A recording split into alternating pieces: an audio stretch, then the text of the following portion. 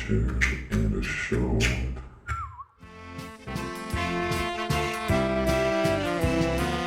Welcome to Season 3 of Feature and a Short, where an appointed contributor presents their chosen feature motion picture and a short movie. There's only one condition for the screening. The presenter must have been directly involved with one picture, but not the other. This is Justin Joseph Hall, owner of Fourwind Films. To kick the season off, our presenter is Shonali Bhowmik, someone who Fourwind Films works with a lot, specifically on the other podcast that we're involved with called We Don't Even Know, that we also have done monthly and for a much longer time. Listeners here, if you guys enjoy this, you should definitely check that out. On top of that, before Fourwind was a company, Shonali created a movie that she happily let us be a part of called Sardines Out of a Can. So we were overjoyed to have her here to talk about some of her other amazing accomplishments, including Variety SHAC for her short picture. And so she decided to present The Hike. You guys, this is a short film by my comedy group. The SHAC is Shonali, Heather, Andrea, Chelsea. Shonali Bhowmik, Heather Lawless, Andrea Rosen, Chelsea Peretti. The three of them are amazing stand-ups and talents in their own right. Together, we are Variety SHAC. I mean, a few years after I moved to New York City, I remember noticing that they always would have one woman a show, which is actually good by today's standards even. But I noticed there wasn't a gathering where women were leading the evening. And we used to actually just dance together at the end of the night. It started as a dance group, actually. And then we just started to make short films. And in the New York City comedy scene, we did really well. We won like a Village Voice Award. We were in Time Out. And we eventually got some TV pilots. They live in California, in LA. I live here. So this past November, after like 5 or 6 years of not making shorts, we got together because we realized we missed each other, and still to this day, we don't feel like anyone's making what we made. And but the main reason I'm sharing this film is because I want to encourage everyone to make films on your own. And this was like very DIY. We got friends to shoot, friends to edit. Another thing that I think is important about this group, and it needs to be made clear, these are 4 women that have now been doing comedy and music and film for a long time, but I think one of the biggest and most important things about sharing our work is that we still keep continuously honoring men and their talent. And there is no part of me that believes there weren't amazing women throughout history that were also leaders in all of these movements of art. And we need to start celebrating these women. So I'm celebrating, even though I'm a member, I'm going to celebrate Variety SHAC with you guys. That's a big reason why I wanted to bring this to you. Yeah. Cool. Go ladies! After watching The Hike, which easily got the most laughs of any showing that we've had here on Feature and a Short, we had a quick discussion about it. This only took an hour and a half. To me, that's what's crazy, is just like the headspace of like, oh, we're just going to go and get it done, and whatever happens, happens. Yeah. And that, in a way, lack of pressure is why it's so fun. You know, you're not overthinking. We stop and we evaluate what we just did, and then we might do it over to get reaction shots or whatever, right? But there's a lot of jump cuts and like obvious like moments where Heather took off her jacket and like she has on a different jacket. That's not, who cares? Like, it's not about continuity and being perfect with the placement. It's about having fun with your friends. Yeah. The editing process is tough, but it's only, like, most of our shorts were 6 minutes. Sorry, how did the 4 of you edit it together? So there's such a learning curve with this. When it first started, we all 4 would be in a room with an editor. And that was so intense to have 5 editors. Like, I can't believe now that the editors let us do that. Then we started getting one lead person from us to sit with the editor, and that person would pick clips that worked the best, and then the other 3 would come in. So then finally it was each one of us would take turns, then we would write notes. You know, and at the time we were making a short a month, and we would share a new short at every one of our live shows at the UCB. So we weren't just having a live show we had to prepare for, we were also doing this. I mean, that's a lot. We wouldn't even write a script. We would just do beats. But the thing that's so beautiful about working with them is we know each other so well who precisely is not going to be comfortable, who's going to be angry, it just happens. Even though we're all very uniquely different, we do come from the same place of silliness, absurdist sort of take, and also like real talk. So that's what I'm so proud of the Variety SHAC for. And you mentioned Fred Armisen, and part of some of the like y'all's deadpan and how it would like just chop really quickly really reminded me of Portlandia. Yeah. So, Yes. I really like that. Thank you. And he literally texted me months ago and said, you know, I'm binge watching Variety SHAC videos this weekend, and I realize how much your work is influenced Portlandia. And I'm like, yeah. And then Michael Luciano just put this on Twitter recently. He's like, I just wish everyone could see this DVD.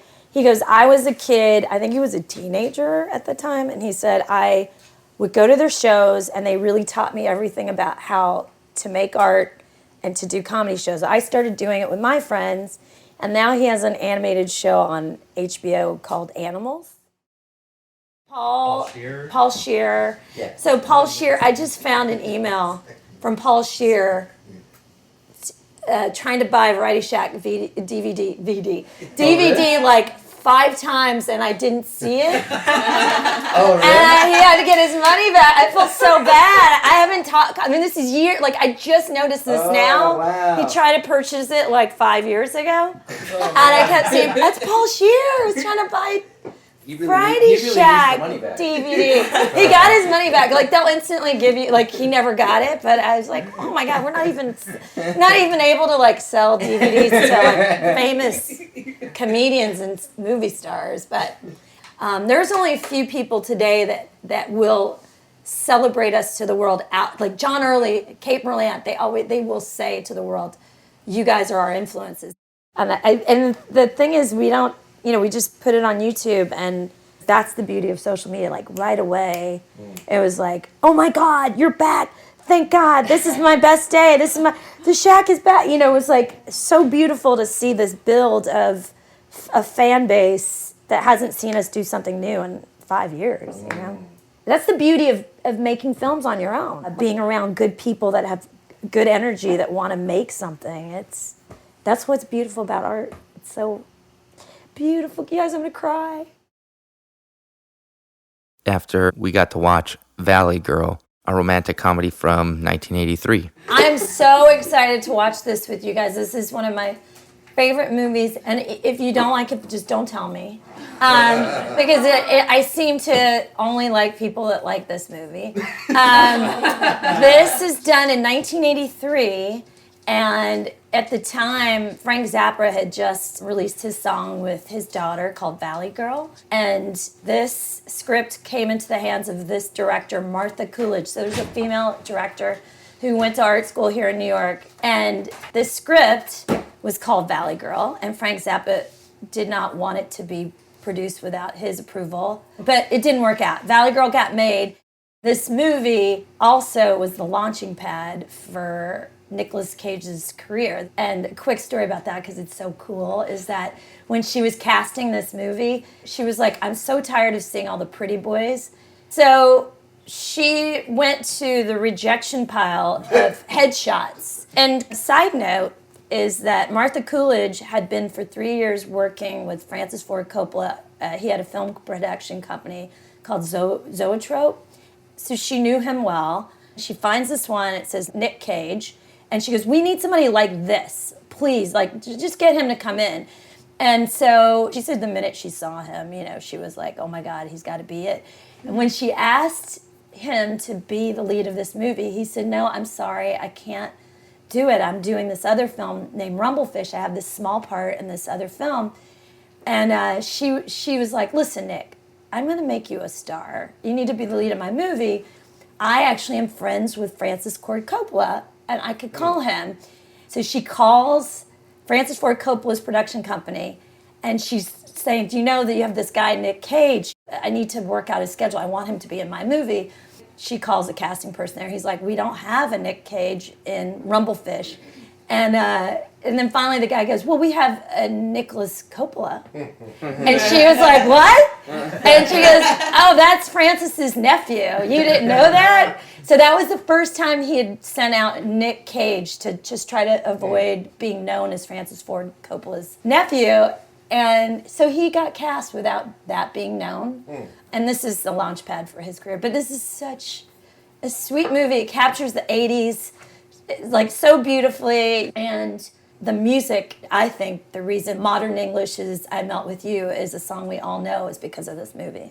She had no budget. She had $300,000 and they made $18 million off this movie. Wow. But the clothes, the music, young love, it's just like... Just watch it. Yes, let's watch it. Let's watch As it. we've been doing this, we are now on our 11th episode.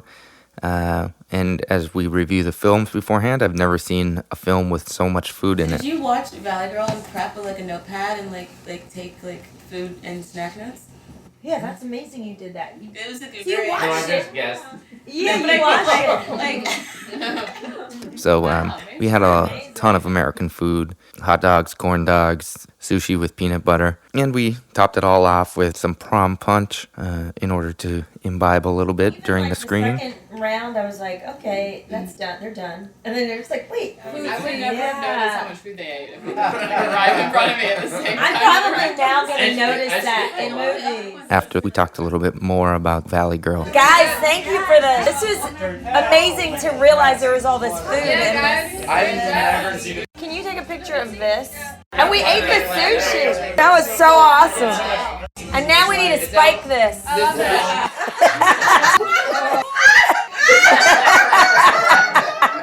It's so dumb. It's so great. So thanks a ton for listening to Feature in a Short. If you want to attend or be a part of the podcast, please just go to our website and shoot us an email. Otherwise, follow us on social media, and you can on any social media platform at Fourwind Films. That's at FOURWIND FILMS. We'll talk to you soon. Peace.